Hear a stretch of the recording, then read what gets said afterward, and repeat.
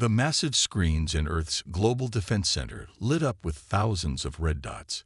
They appeared first near Pluto's orbit, then spread across the displays like a swarm of angry bees. Captain Tom Walker, head of the morning shift, blinked twice to make sure he wasn't seeing things. "Sir, long-range sensors are picking up over 10,000 ships," reported Agent Lisa Brown, her fingers flying across the holographic controls. "They're in a formation we've never seen before." Tom took a deep breath. For 30 years, humanity had waited for this moment. They knew someone would come eventually. The only question had been when. "Alert all stations. Begin Protocol 7, he ordered, his voice steady despite his racing heart. Within seconds, silent alarms triggered in every major military installation on Earth. Deep beneath mountains and oceans, hidden weapons powered up. In orbit, hundreds of satellites quietly shifted their positions. The alien fleet moved with precise coordination. Their ships gleamed like polished chrome under the distant sunlight, each one larger than Earth's biggest aircraft carriers. At their center, a vessel the size of Manhattan broke away from the formation and moved ahead of the others.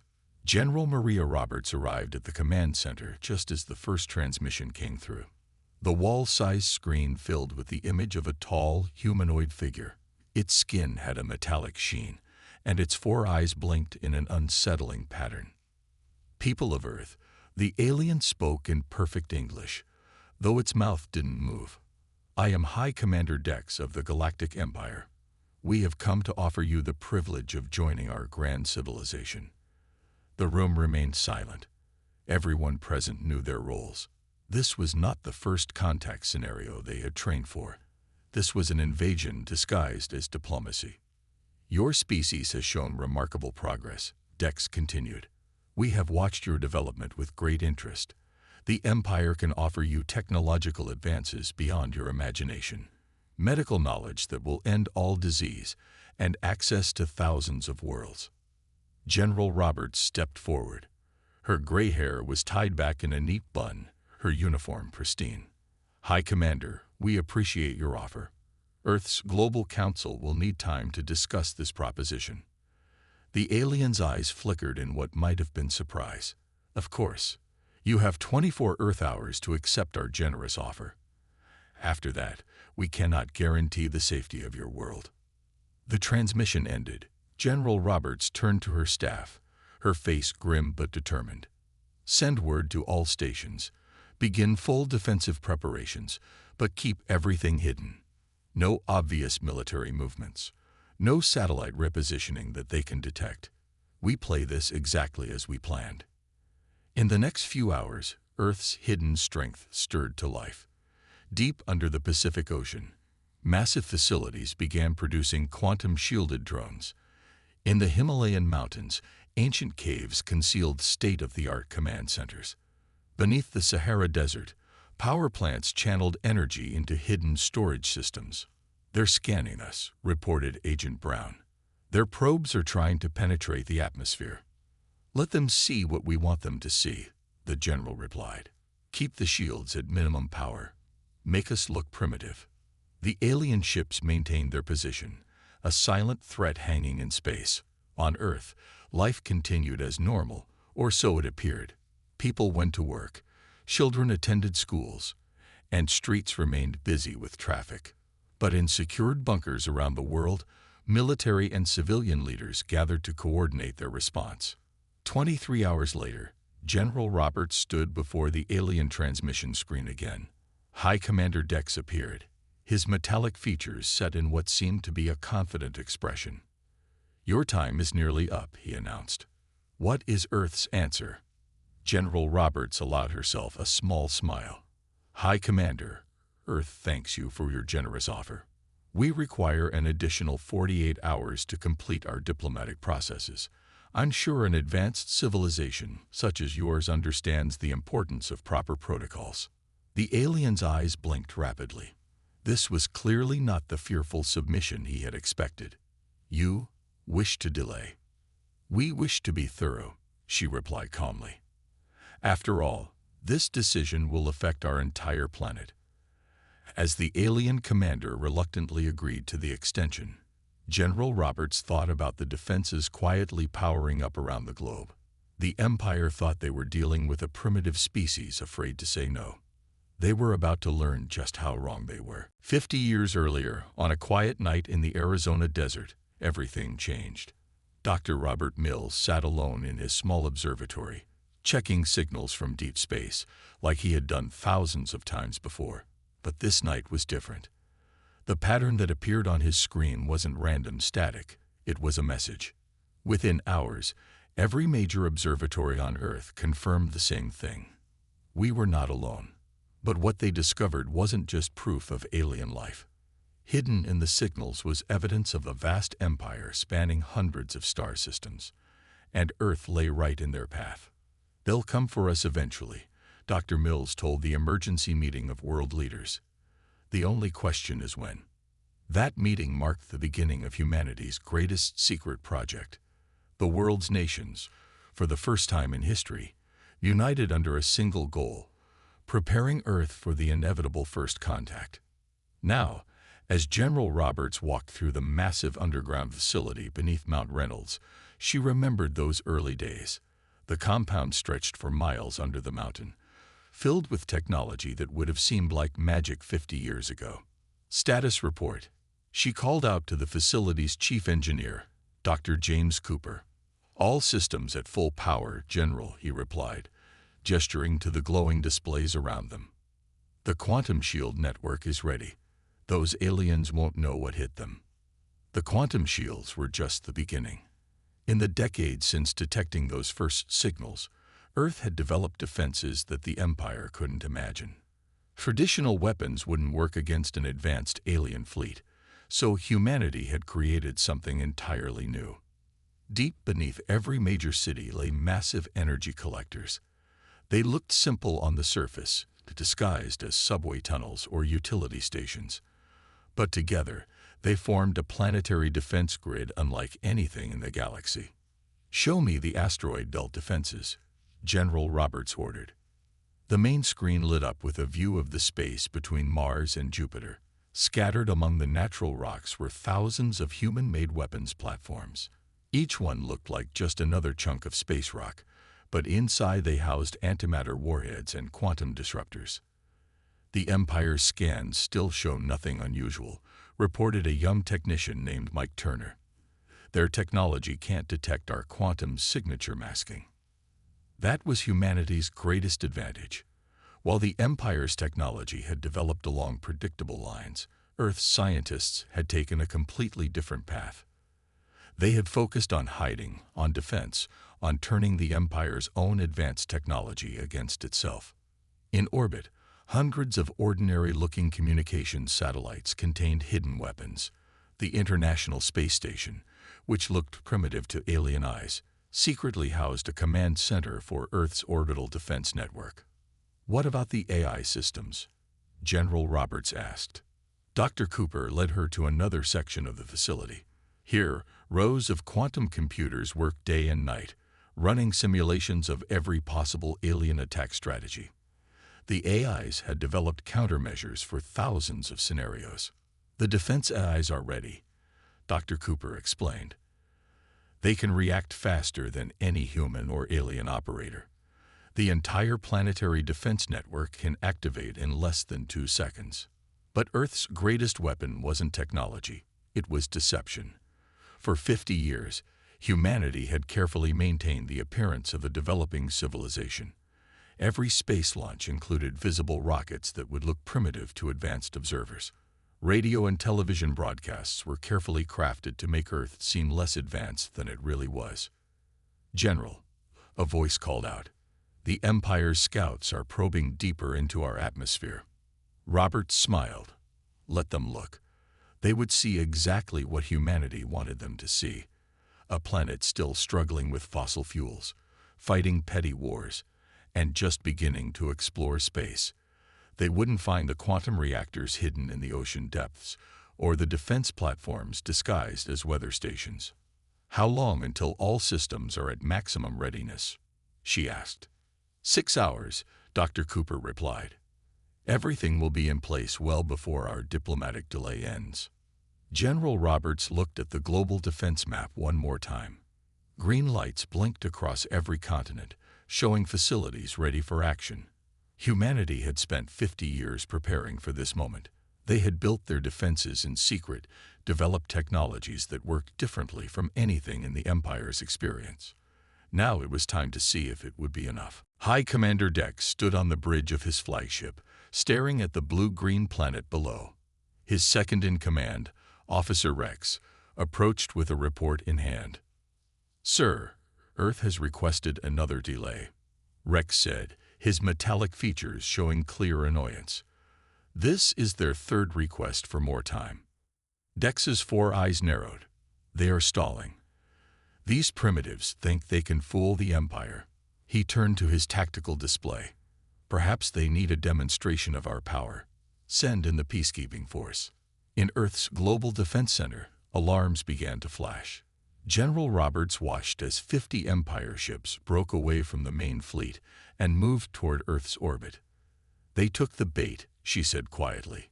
"All stations, prepare for Operation Foolish Pride." The Empire ships were massive, each one carrying enough firepower to level a small city. They moved with perfect formation, their silver hulls gleaming in the sunlight. To their advanced sensors, Earth's defenses appeared pathetically weak. Just a few primitive satellites and some basic radar stations. Entering optimal command position, Officer Rex reported, "Earth's primitive defense systems pose no threat." The Empire ships spread out in a standard attack pattern, positioning themselves over major cities. Their weapon systems powered up, ready to deliver a peaceful show of force. That's when Earth sprung its trap. "Activate the quantum disruption field," General Roberts ordered. Dr. Cooper pressed his hand against the activation panel. Deep beneath the oceans, in mountain bunkers and hidden desert facilities, thousands of quantum generators hummed to life. A wave of invisible energy spread across Earth's atmosphere. On the Empire ships, chaos erupted. "Sir, we're losing power," Rex shouted. "All advanced systems are failing." The mighty warships suddenly found themselves without their advanced technology. Their gravity controls flickered. Weapon systems went dark. Communication arrays fell silent. "Impossible," Dex roared. "These primitives can't have such technology." But they did. Earth's scientists had spent decades studying the quantum principles that powered the Empire's technology. Instead of copying it, they had learned to disrupt it. "Launch the defense drones," General Roberts commanded. From hidden silos across the planet, thousands of small craft rose into the sky. They looked simple, almost crude, but they were immune to the quantum disruption field. Each one carried conventional weapons, missiles, guns, and electronic warfare systems that the Empire had long ago abandoned as obsolete. The Empire ships hung helpless in orbit, their crews struggling with failing systems. They watched in disbelief as Earth's primitive forces surrounded them. "This is General Maria Roberts of Earth Defense Force." Her voice broadcast on simple radio frequencies, the only communication still working. "You have entered Earth's sovereign space without permission. You have 2 minutes to retreat beyond the moon's orbit." Officer Rex turned to his commander. "Sir, we can't retreat. Most of our systems are dead. We're barely maintaining life support." Dex stared at the planet below, his metallic face twisted in rage and disbelief. How did they do this? In the defense center, Mike Turner reported, "Empire ships are trying to restart their quantum drives. Should we let them?" General Roberts nodded. "Lower the disruption field just enough. Let them run home." The Empire ships didn't waste any time. As soon as they regained minimal power, they fled, their perfect formation forgotten. They limped back to the main fleet, their pride hurt more than their ships. On the main Empire flagship, High Commander Dex received the damaged vessels. "How many ships did Earth destroy?"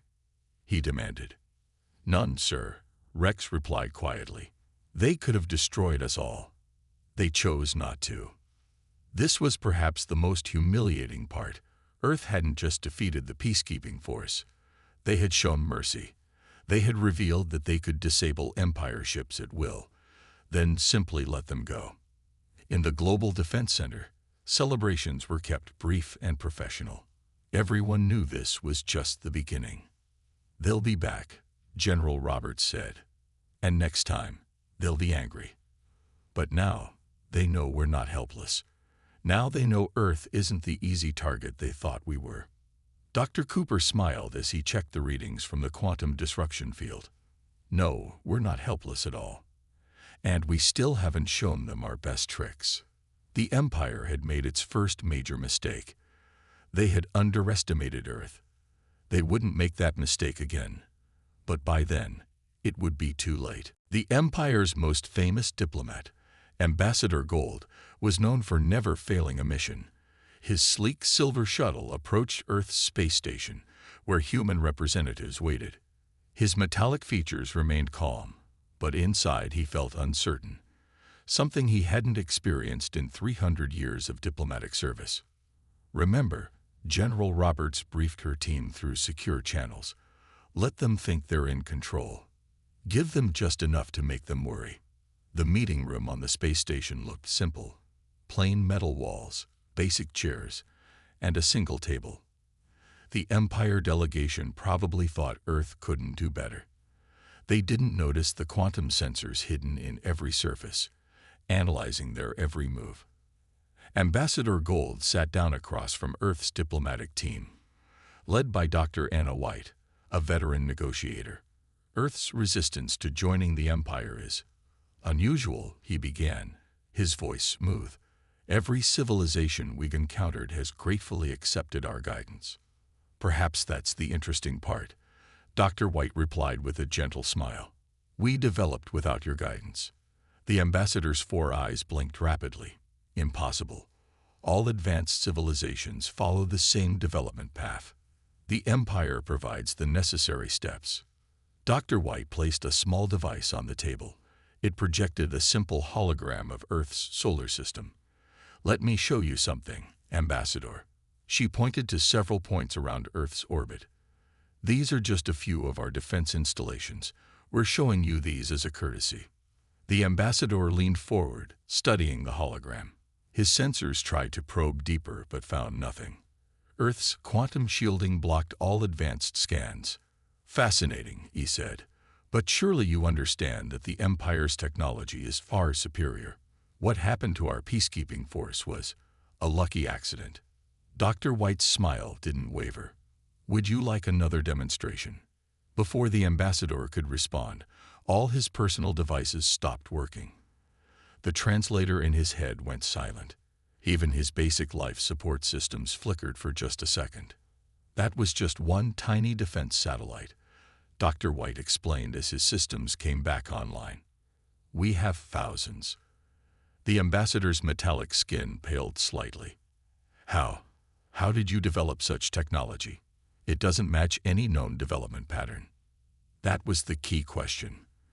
The Empire had spread across the galaxy, finding civilizations and guiding them along the same technological path. They provided the same advances, the same solutions, the same ways of thinking. But Earth had been different. Isolated and unaware of the Empire, humans had found their own paths. They had developed technologies the Empire had never considered, solved problems in ways the Empire couldn't understand. "Tell me, Ambassador," Dr. White asked, "why does the Empire really want Earth?" Gold's face showed a flicker of emotion. We bring order, structure. All civilizations benefit from our guidance." "You mean all civilizations become predictable," Dr. White corrected. "They all think like you, build like you, fight like you, until Earth." The ambassador stood up suddenly. "The Empire has encountered many resistant species. All eventually saw reason, or were conquered." Dr. White stayed seated, calm. "How many of those species developed on their own like us? How many surprised you like we did?" The answer was clear in the ambassador's silence. None had. Earth was unique. Back in the Global Defense Center, General Roberts watched the meeting through secure feeds. "They're scared," she observed, "not of our weapons, but of our independence." In the following hours, the Empire tried everything. They offered advanced technology, access to other worlds, endless wealth. When that failed, they tried subtle threats, talking about unfortunate accidents that had happened to other resistant worlds. Earth's response remained the same: polite, firm refusal. As Ambassador Gold's shuttle returned to the Empire fleet, he sent an urgent message to High Command. Earth is different. Their technology, their thinking, their very development, all unknown patterns. They are not just resistant. They are unpredictable. In the Empire's million-year history, unpredictable was perhaps the most frightening word of all. Dr. White watched the shuttle leave. "They'll try to spy on us now. Send their best agents." General Roberts nodded through the video link. "Let them try. Every spy they send will see exactly what we want them to see." The diplomatic dance had revealed more than the Empire intended. They weren't just trying to expand their territory. They were trying to control something they didn't understand, a civilization that had grown up without their influence. And that terrified them more than any weapon could. High Commander Dex stood before his assembled fleet. 5,000 warships filled the space around Jupiter, their weapons primed. "No more diplomacy," he announced to his commanders. "Earth has rejected our final offer. Now they will learn the price of defiance." In Earth's defense bunkers, radar operators watched the Empire fleet approach. This time, they weren't sending a small force. This was a full invasion fleet. "They're moving faster than we expected," Mike Turner reported from his station. Estimated arrival in Earth orbit: 15 minutes. General Roberts surveyed the global defense map. Green lights blinked across every continent, showing active defense stations. "Send the code word. Operation Lightning begins now." Deep beneath the Pacific Ocean, massive quantum generators hummed to life. In orbit, hundreds of innocent-looking satellites suddenly transformed, revealing hidden weapon systems. Inside the asteroid belt, disguised defense platforms powered up. "Empire fleet launching first wave," a technician announced. 10,000 fighter craft approaching. General Roberts nodded to Dr. Cooper. "Show them what Earth can really do." The first line of Earth's defense looked simple, just a thin layer of shimmering energy in the upper atmosphere. The Empire fighters hit it at full speed, expecting to pass through easily. Instead, their engines died instantly. Thousands of fighter craft tumbled helplessly through space, their advanced technology useless against Earth's quantum disruption field. "Second wave incoming," Mike reported. "They're trying a different approach." The Empire's larger ships stayed back, launching energy weapons from a distance. Brilliant beams of light streaked toward Earth, only to be caught and absorbed by the planetary shields. "Launch our response," General Roberts ordered.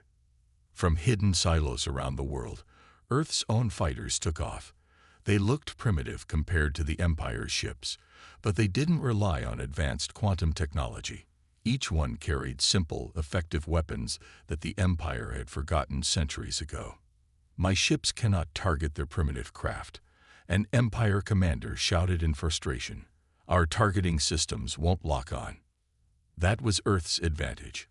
While the Empire relied on advanced technology for everything, Earth had kept the old ways alive. Their pilots flew with skill and training, not computer assistance. Their weapons were guided by human hands, not AI systems. The space around Earth erupted in chaos. Empire ships fired blindly, their sophisticated weapons rendered useless by Earth's defenses. Earth's fighters weaved through the enemy fleet, striking with precise, conventional weapons that the Empire's shields weren't designed to stop. "They're adapting," Dr. Cooper warned. "Some ships are switching to manual controls." "Just as we expected," General Roberts replied. "Activate the AI defense grid." Earth's defensive AI systems had spent years studying every possible Empire tactic. Now they coordinated thousands of defense satellites, creating an ever-changing pattern of quantum disruption fields. Even manual Empire pilots couldn't predict where their systems would fail next. High Commander Dex watched in horror as his mighty fleet fell into disorder. Impossible. They're just one primitive planet. But Earth wasn't primitive at all. As the battle raged, more of humanity's hidden strengths were revealed. Automated repair drones swarmed damaged areas of the defense grid. Backup systems activated instantly when primary ones were hit. Every Empire tactic was met with a countermeasure designed specifically to defeat it. "Sir," Officer Rex reported to Dex, his voice shaking, "we've lost 30% of the fleet. We can't penetrate their defenses." The Empire had never faced anything like this. Their standard invasion tactics, perfected over thousands of years, were useless. Earth didn't fight like any civilization they had encountered before. In the Global Defense Center, General Roberts watched the Empire fleet's formation start to break. "They're retreating," Mike announced, multiple ships jumping to faster-than-light speed. The mighty Empire fleet, which had conquered hundreds of worlds, turned and fled from Earth. They left behind thousands of disabled fighters and damaged warships, drifting helplessly in space. "Shall we pursue?" asked Dr. Cooper. General Roberts shook her head. "No, let them go. Let them tell others what happened here." She looked at the battle damage reports. Earth's defenses had held strong, with minimal losses. The Empire just learned an important lesson. Earth isn't like other worlds they've conquered, and we never will be. The battle was over, but everyone knew this was just the beginning. The Empire had never failed to conquer a planet before. Earth's victory would change everything, not just for humanity, but for the entire galaxy. News spread fast across the galaxy. On thousands of worlds under Empire control, beings of all species gathered around communication terminals, listening to impossible stories. Earth, a single planet, had defeated an Empire invasion fleet. On the desert world of Proxima 3, tall blue-skinned natives whispered in their underground caves. "Is it true?" they asked each other. "Can the Empire really be defeated?" The Empire tried to control the news, but they couldn't stop it. Their own retreating ships had broadcast the battle across all frequencies in their panic. Now, every subjugated species in the galaxy knew the Empire wasn't invincible. In Earth's Global Defense Center, General Roberts reviewed reports from deep space monitoring stations. "The Empire fleet has completely withdrawn from our solar system," she announced. "But we're picking up interesting signals from other systems." Dr. Cooper looked up from his screens. "Other species are trying to contact us. Hundreds of signals, all asking the same thing. How did we do it?" The Empire had ruled through fear and superior technology for thousands of years. They found primitive worlds, conquered them, and forced them to develop along controlled paths. But now their perfect system had a flaw. Earth had shown another way was possible. "Look at this," Mike Turner called out, pointing to his display. "Empire ships are being called back from frontier worlds. They're losing control in some sectors." The Empire's defeat at Earth had sparked something they had never faced before: hope. On planet after planet, suppressed species began to resist. They didn't have Earth's advanced technology, but they had something just as powerful: the knowledge that resistance was possible. Ambassador Gold, now back at the Empire's capital, watched the reports with growing concern. "High Command," he addressed the Empire's ruling council, "we made a terrible mistake attacking Earth. Now others are following their example. Then we must crush this rebellion immediately," one council member shouted. "With what fleet?" Another responded. "Our main invasion force was humiliated at Earth. If we show weakness anywhere else, more worlds will rebel." On Earth, General Roberts met with the Global Council.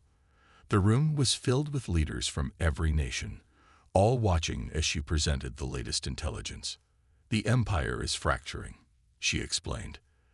"Their control was based on fear and technological superiority. We broke both those pillars. Now we have a choice to make." Dr. White, who had faced the Empire's diplomats, stood up. "We're receiving requests for help from 50 different species.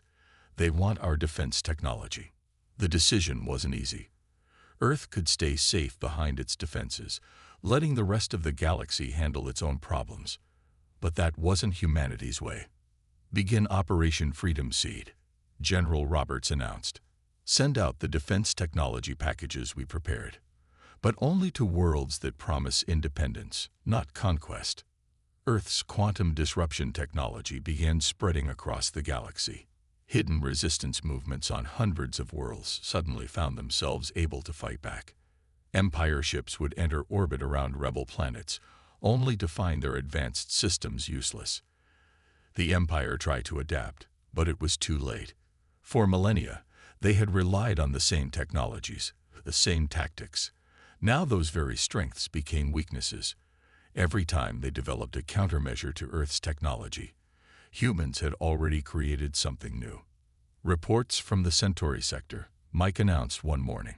3 more worlds have declared independence. The Empire couldn't stop them. In the Empire's capital, panic spread through the high command. Centuries of absolute control were slipping away. More ships were needed everywhere, but they couldn't be in all places at once. The Empire made one fundamental mistake, Dr. Cooper observed, watching the reports of liberation roll in. They spent so long controlling other species' development that they forgot how to develop themselves. General Roberts nodded. "And that's the difference. Earth never stopped learning, never stopped trying new things. We didn't just beat their technology. We beat their way of thinking." Across the galaxy, a new alliance was forming. Free worlds, led by Earth's example, began working together. They shared technology, traded freely, and most importantly, respected each other's independence. The Empire still held power in many sectors, but their days of absolute control were over. The galaxy was changing, and Earth had lit the spark of revolution that could never be extinguished. A new age of freedom was beginning, and Earth stood at its center, not as a conqueror, but as a liberator. 1 year after Earth's historic victory, the Great Hall of the newly built Galactic Council on Earth's moons stood ready for its first meeting. Representatives from over 300 formerly enslaved worlds gathered together, their different shapes and colors creating a stunning display of galactic diversity.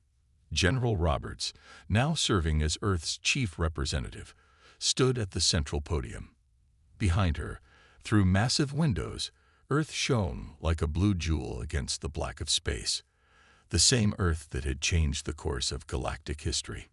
"Welcome," she announced to the assembled species, "to the first gathering of the Independent Systems Coalition."